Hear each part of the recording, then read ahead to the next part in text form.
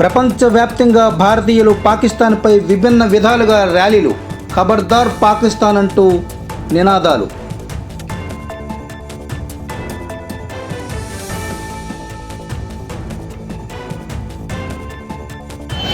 28 మంది భారత పౌరుల్ని హతమార్చిన సందర్భంగా నిరసన తెలియజేస్తూ ఈరోజు పలాస కాశీబుగ్గ పురపాలక సంఘంలో ప్రతి ఒక్క పౌరులు, వివిధ రాజకీయ పార్టీ నాయకులు, బీజేపీ కానీ, అలాగే డాక్టర్ల సంఘం పెద్ద కానీ, ఇక్కడ ముస్లిం సంఘం పెద్దలు కానీ, అలాగే వివిధ రంగాల కార్మిక సంఘాల ఆటో యూనియన్లు కానీ, ఇక్కడ ముఖ్యంగా ప్రెస్ క్లబ్ కానీ అందరూ ముక్త కంఠంతో ఖండిస్తూ మన సోదరులు చనిపోయినందున వాళ్ళ ఆత్మకు శాంతి కలగాలని నివాళులు అర్పిస్తూ ఎట్టి పరిస్థితుల్లో కూడా ఇలాంటివి మళ్ళీ జరగకూడదు, దీనిపై ప్రభుత్వాలు తీవ్రమైన చర్యలు తీసుకుని.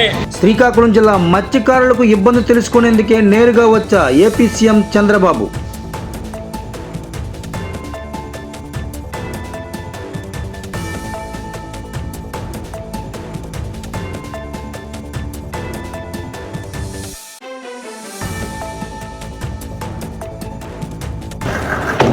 ఏంటి నమస్కారం. నమస్తే అమ్మా. పోలీస్ కదా. నమస్కారం. సంతోషం అమ్మా. Very nice. ఏం చదువుకున్నా? పోలీస్ చదువుకోలేదు సార్. చదువుకోలేదు. నువ్వమ్మా? నువ్వు చదువు. డైలీ వేటకెళ్ళి మా తాతల తండ్రుల నుంచి కూడా మేము వేటకెళ్తాం. ఇక్కడ నుంచి వెళ్తారా? ఇక్కడ నుంచి సార్ 5 గంటలకు నేసి వెళ్ళడం జరుగుతుంది సార్. ఎంతమంది ఉంటారు ఈ ఊర్లో? ఊర్లో 600 కుటుంబాలు ఉన్నారు సార్. ఎంతమంది వేటకపోతారు? 600 కుటుంబాలు కూడా.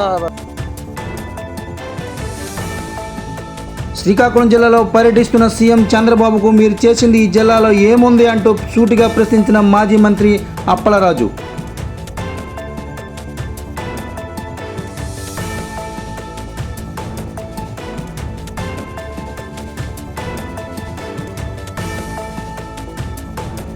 ముఖ్యమంత్రి హోదాలో వచ్చారు మీరు.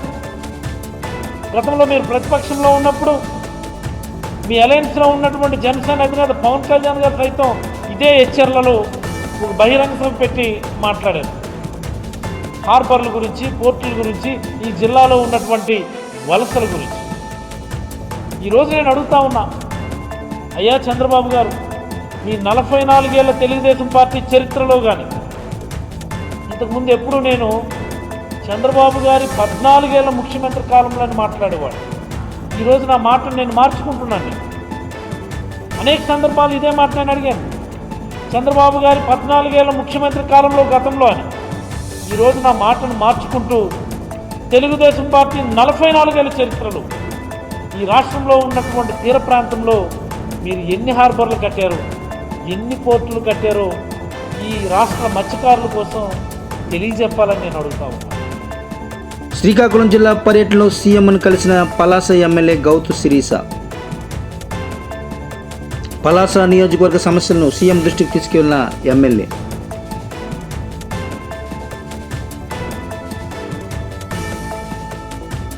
పహల్గాం దాడిలో 26 మంది చనిపోయింది తెలిసిందే. ఈ విషయంపై సోషల్ మీడియాలో తప్పుడు రాతలు రాస్తే కఠిన చర్యలు. డీజీపీ హరీష్ కుమార్ గుప్తా.